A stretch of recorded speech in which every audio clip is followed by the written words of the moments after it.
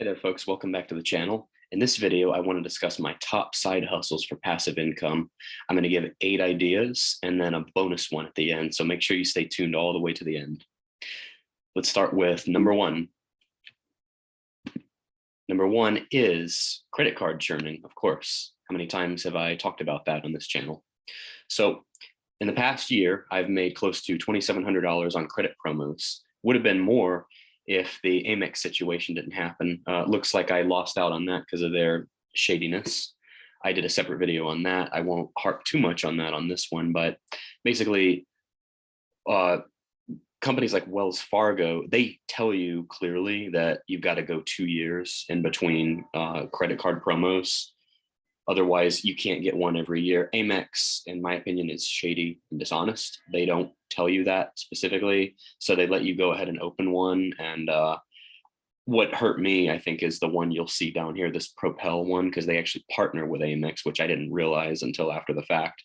But anyway, this isn't about Amex. This is about the $2,700 I made in credit card churning and why this is such a good side hustle. So like I said, this has been explained in many of my other videos, which I'm also linking. So within the past year, the Wells Fargo Propel card paid me $200 back for spending about $1,000. The Citi Custom Cash paid $3,000 for $1,500 spent. The US Bank Altitude Go was probably the best ever of any card I've ever opened as far as a churning promo. $500, which is phenomenal.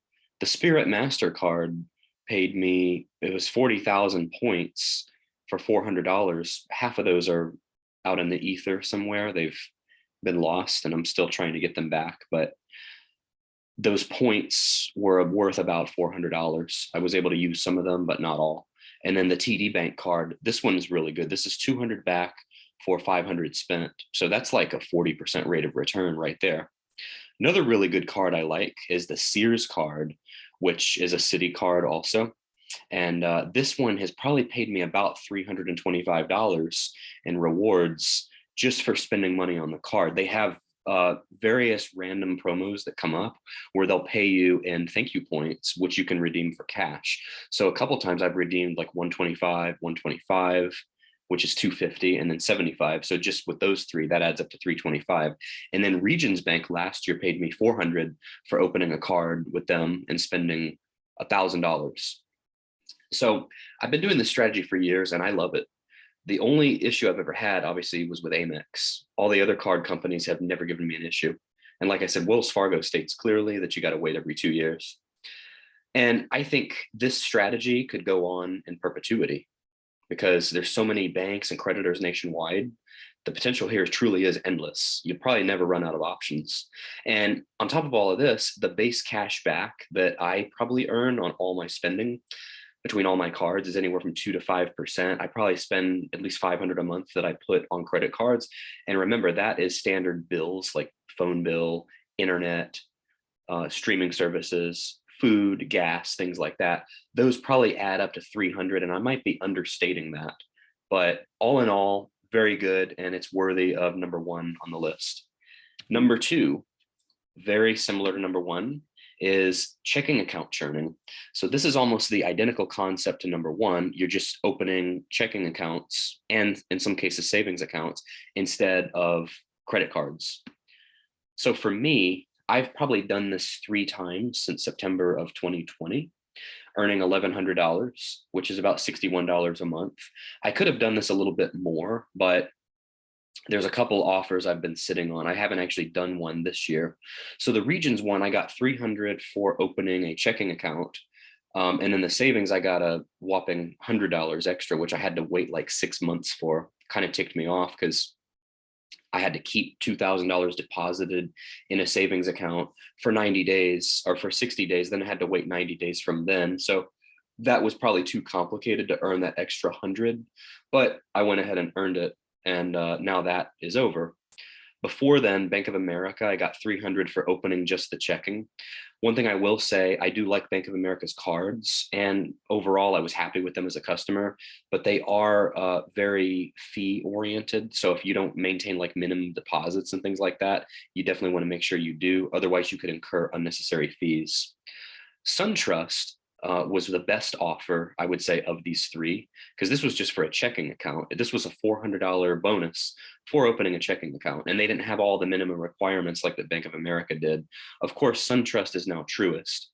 And just as a heads up for those of you watching, I think you're going to get a lot of value out of this video. And right here, here's a key example of that.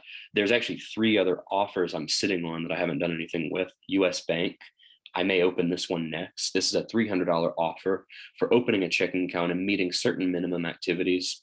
And then Wells Fargo, I believe, offers up to $400 for opening a new checking account.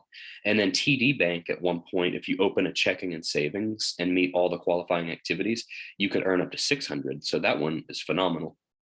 The only downside to the strategy, it requires a little bit of effort to switch all your auto pays. And like, if you're like me, I put everything on auto pay. Some people think that's foolish, but I've never really had a problem. Everything's electronic, everything's tracked. Banks are FDIC insured. Everything is pretty much minimum guaranteed. And like I said, I've never had an issue, but I know other people have. But the thing is, payment technology is still not where it needs to be, in my opinion. Many institutions and creditors are quick to want to charge interest or late fees, because what will happen with some banks, when you change an auto pay, for whatever reason, it will take a month to like actually take the auto pay, even though it's all set up electronically. I think that's kind of a little bit of a game, in my opinion. And it's just another way for you, if you get caught not paying close attention, you can get hit with a late fee or interest. And for me, I actually had this happen to me one time, but I had it waived. This was with Capital One. I called, I said, look, here's what happened. They waived it instantly because I've been a customer of theirs for like 6 years. They were happy, I was happy, and we stayed in our customer bank partnership. So that was good. But yeah, that's one thing to watch out for. And with that, I think that's a great strategy, definitely worthy of number 2 on my list. And now on to number 3. So number 3 is getting paid to exercise and be healthier.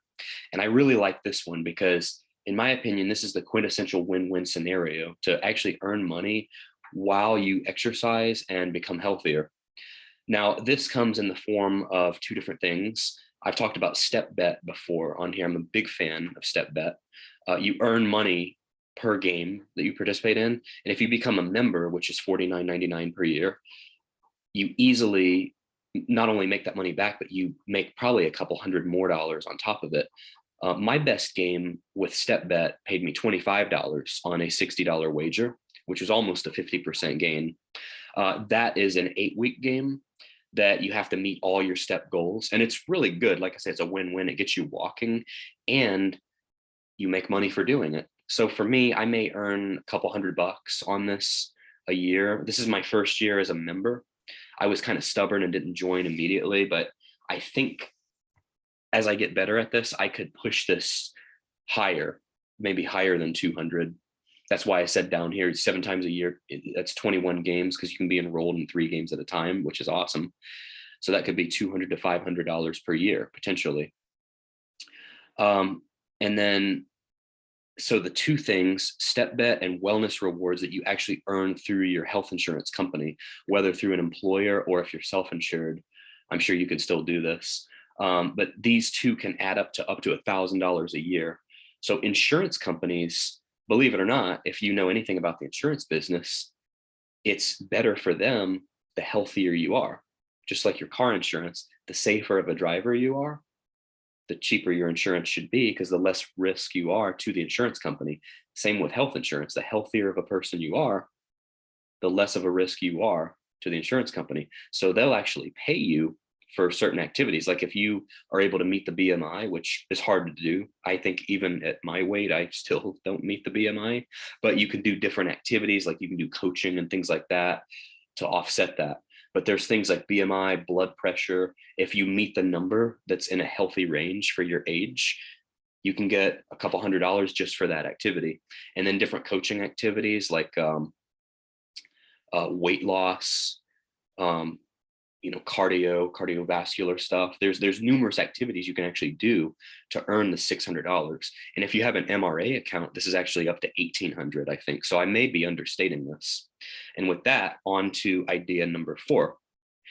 Idea number 4, become an Uber or Lyft or food delivery driver. Now, this can become very lucrative if you have the desire and potentially the passion to drive.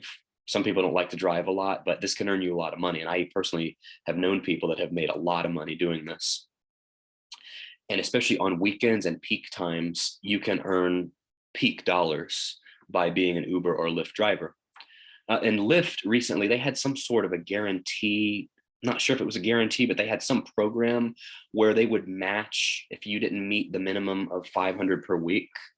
So that's like, I mean, that's not quite $30,000 a year, but that's still, in terms of side income, that's still pretty good. And according to the stats on these sites that I've found, drivers earn on average 35 to 40,000 per year as a full-time driver. That's not bad. I mean, that's really not hard to do, driving people around. You probably meet a lot of people, you know, I'm sure you get some very entertaining people in the car and stuff. I mean, I've heard stories. And I've personally met drivers that make up to 75 to 80,000 a year doing this. And that's phenomenal. That's a great annual salary. Now with gas going up, it does probably dissuade some from doing this, but there is some kind of a fuel surcharge now that they're charging. So I'm not sure how that goes to the driver or if that does at all, but the gas prices certainly may hamper this. And again, like I said, weekends and peak times alone can earn $300 to $500 per day, which is awesome. And you may not think of this as passive income so much because you're having to work to do it, but this is more of a side hustle. I look at passive income and side hustles, I kind of lump them together as anything that you do like outside of your main job. That's the way I see it. And then number 5, income from writing books and other royalties. So if you can produce copyrightable intellectual property, such as a book or other patentable materials, you can make very easy passive income in the form of royalties. And that can become a very decent side income. And this income is truly passive, unlike what I just said in the last slide, because the work is put in up front when you write the book, and the income benefits come in perpetuity, one of my favorite finance words. And this is an area I haven't done a lot in personally, but I plan to aggressively go into this area in the future. I'm actually planning a book for September 2023, the THB method.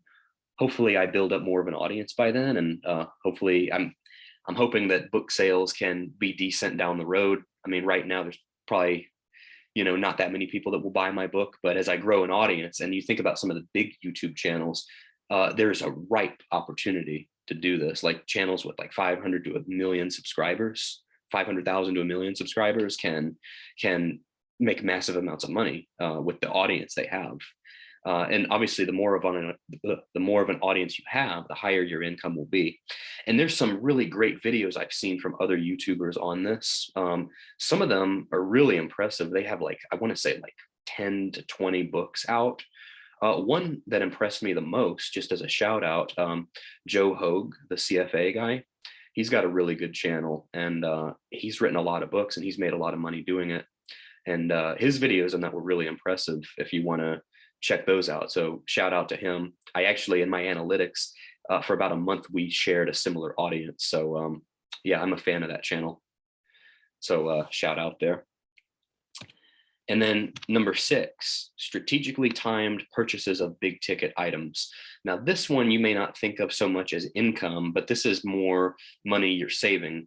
And the way I look at it, if you follow my mentality and my methodology, the THB method, a dollar saved has the same impact on your financial situation as a dollar made. And that's really important because a dollar saved isn't always as flashy or as sexy as income, but it really does have the same effect. So if you think about it, for big ticket items like MacBooks, like the one I'm recording on, I got like a $200 discount on this from Best Buy when I got it, because it was a timed purchase because there was a sale going on. So MacBooks, PCs, appliances, cars, any of these, buying these big ticket items at the right time can save you thousands of dollars. And like I've said, all of these, in my opinion, I count these as passive income. So like I said, the MacBook sale, I went over that already, $200 off. Buying a car at the end of the year when car dealers turn over their inventory, you can save like $5,000 easily. on the last year's model or a certified pre-owned.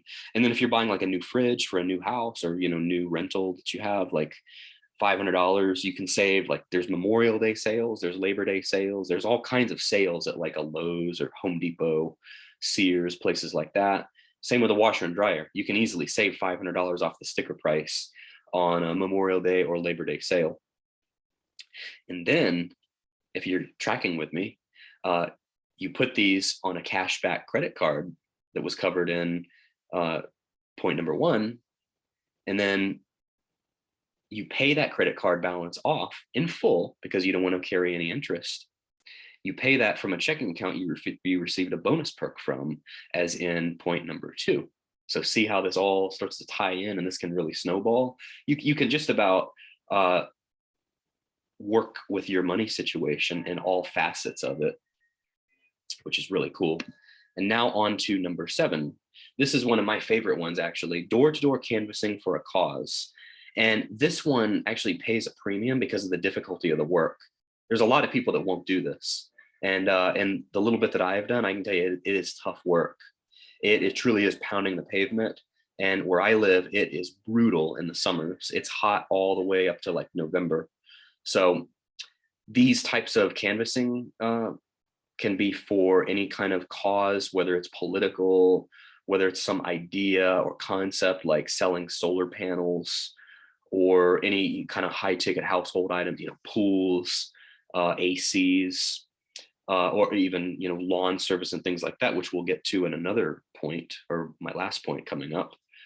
So various groups can pay anywhere from $20 to $40 an hour for this type of work. But the summers can be brutal. But on the bright side, you can make decent side income, and you can get a lot of great physical activity in by walking and sweating. And highly motivated individuals can earn $5,000 to $10,000 in side income doing this. I've actually seen people earn more.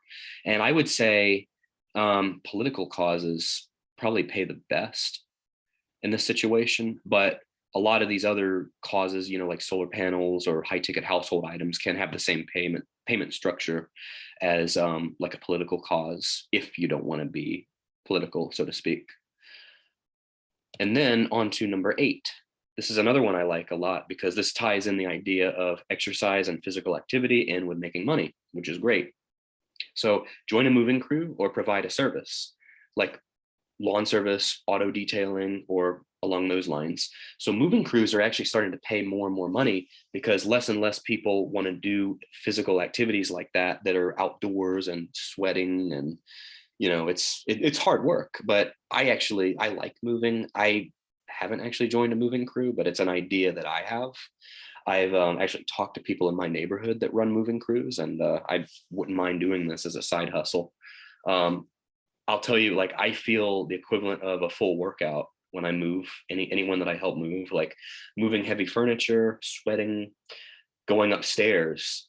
I know one of the last times I actually moved myself, I think I went like up 70 flights of stairs. My phone counted.